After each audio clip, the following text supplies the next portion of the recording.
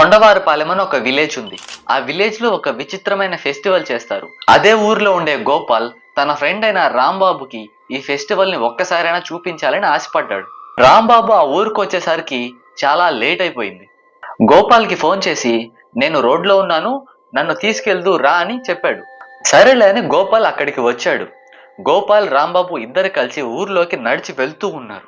అలా వాళ్ళు నడిచి వెళ్తున్న సమయంలో వాళ్ళకి కొంచెం దూరంలో ఉండే బోరింగ్ నుంచి ఏదో వింత శబ్దాలు రావడం మొదలయ్యాయి. అది విన్న రాంబాబు, గోపాలు అక్కడ ఎటువంటి మనిషి లేడు, మరి బోరింగ్ కొట్టిన సౌండ్ వినిపిస్తుంది ఏంట్రా అని అడిగాడు.